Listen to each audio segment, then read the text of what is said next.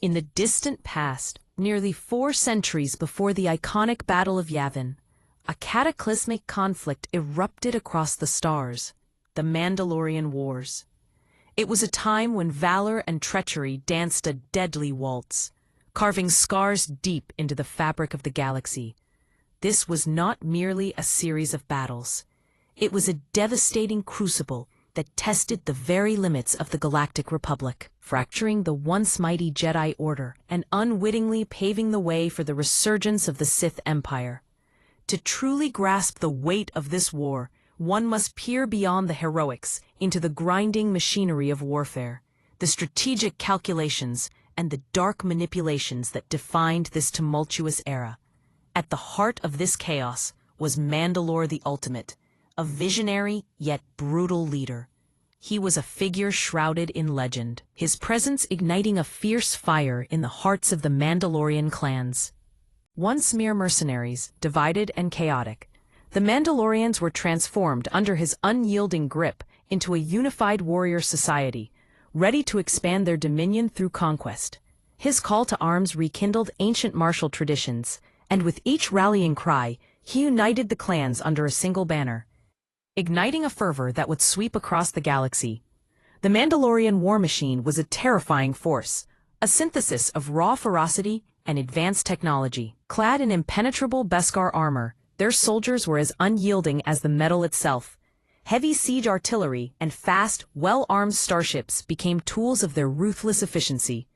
Their tactics emphasized not just brute strength, but also psychological warfare, striking fear into the hearts of those who dared resist them. Their creed, strength and honor, resounded through the cosmos, a relentless anthem of their ambition. As the campaign commenced in the sparsely defended Outer Rim, the Republic found itself ensnared in a web of political inertia. Caught unprepared, the Senate's indecision left them vulnerable to the Mandalorian onslaught. The early victories of the Mandalorians were like sparks igniting a powder keg, fueling fears that echoed across the galaxy.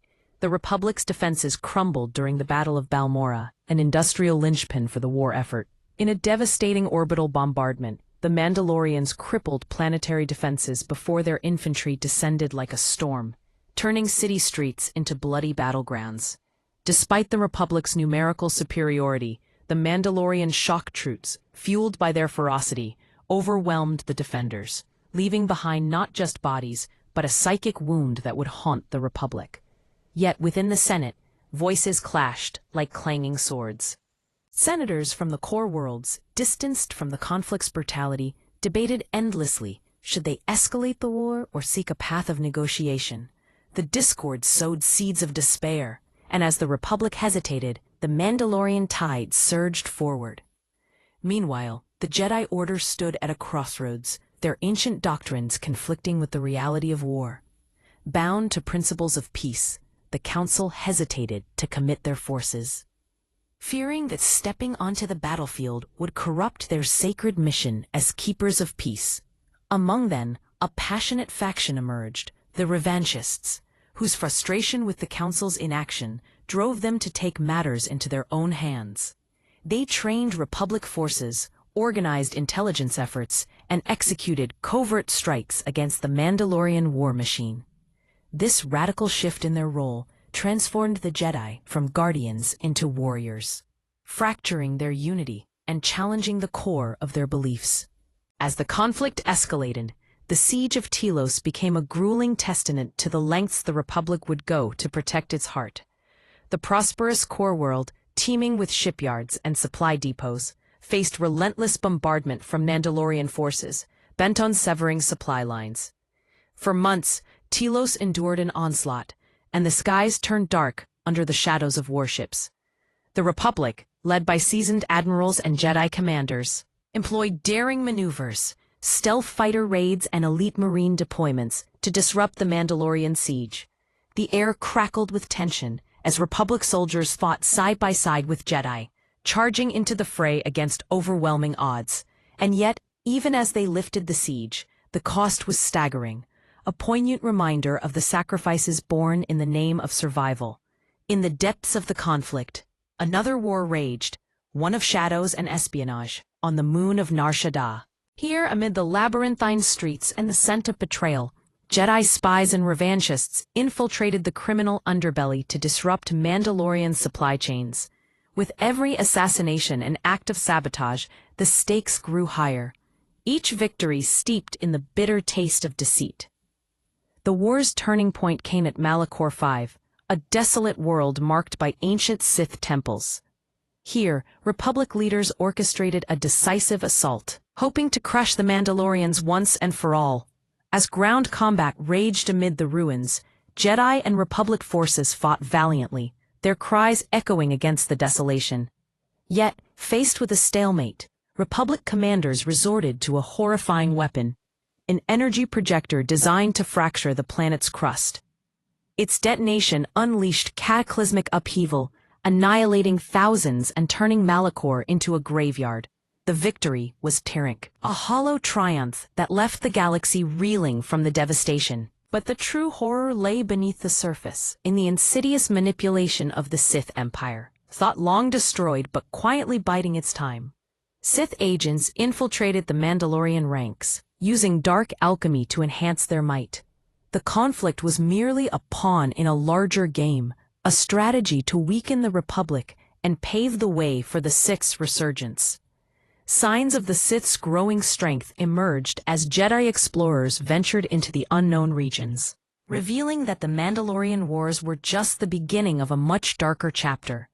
As the dust settled and the smoke cleared, the Mandalorians found themselves overextended and divided. The Republic launched its final offensives, reclaiming lost worlds and pushing the Mandalorians back. The Senate, however, stood in disarray, shaken by the war's devastation and the Jedi's controversial involvement. Questions arose, trust eroded, and calls for reform echoed through the halls of power. The Jedi Order, too, bore scars from the conflict. The militarization brought by the revanchists left deep rifts, fracturing their once unified front. The dichotomy between warriors and peacekeepers would haunt them, seeding future conflicts. Though the war concluded, its consequences echoed through time, leaving the galaxy fractured and spiritually shaken. The shadows of the Sith Empire loomed large, a dark prelude to greater darkness to come. The Mandalorian Wars were not just a brutal chapter in history. They were a crucible that tested the Republic's resilience, challenged the Jedi's principles, and heralded an age of chaos that would reverberate throughout the galaxy. Have any reason to hurt him. I just can't believe he's gone. There must be some way to find out what happened. You're right, there is. Jory and I set up surveillance gear all over this room. Whatever happened here should have been recorded. Fire up that monitor. Let's figure out who did this.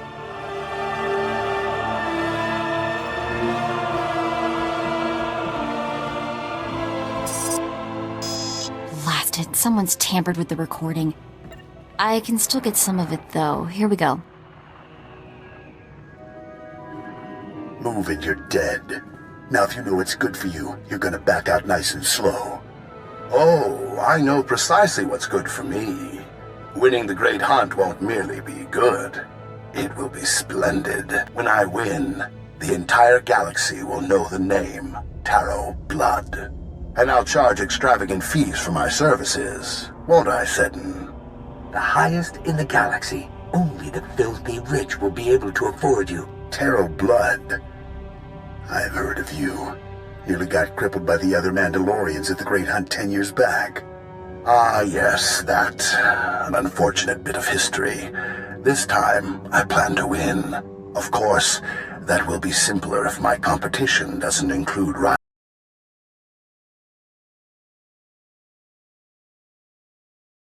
Gone. The Chiss droid builder fond of explosives? Gone. That just leaves your protege to remove. Kunta chuta, kasuyali kulira, kanki kum. You misunderstand. The rules forbid killing competitors before the allotted hour. Thus, the promising up-and-comers I mentioned are very much alive. I simply eliminated them as threats. And how does one slow a charging Gundark, Seddon? Blast his legs out from under him. Destroy the upstart so-called crew. I'll be outside, innocently unaware.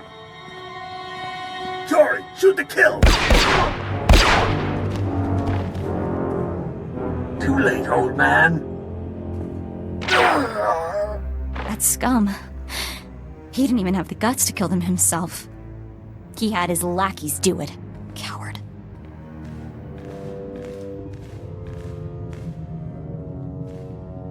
The big mouth running the show claimed he was Tarot Blood. He's a big shot even for a Mandalorian. When he started out, Tarot Blood was major news. Rumor says everyone united against him when he tried the Great Hunt. We need to find this man, Mako. He needs to die. The old man always said this is a thinking job. Know your enemy, then target his weakness. Tarot Blood barely survived elimination from the Great Hunt last time. He was out on his back for years. Major squash, you know? If Blood's determined to win the Great Hunt, our best bet of catching up to him is getting you in that competition. If it means finding Brayden's killer, I'll burn down all of Hutta. I appreciate that. Brayden was like a father to me. He didn't deserve this. Neither did poor greedy Jory. The thing is, Brayden spent all our credits getting us here. We're stuck on this stupid planet. Nemro the Hutt is the only boss with enough clout to sponsor you for the Great Hunt. We need him more than ever. If nobody knows Brayden is dead, I should be able to get you a meeting with Nemro. This'll take every favor I can call in, and I'll need the tags from your bounty. Should be enough for 2 burials. That should cover it. I'll do something nice for them. At least as nice as I can manage on this cesspool of a planet. I did everything I could to build your reputation, but now you'll have to make an even bigger impression. Nemro's enemies are all over town. Take out some leaders before you visit the palace, and you'll score points for the Hutt.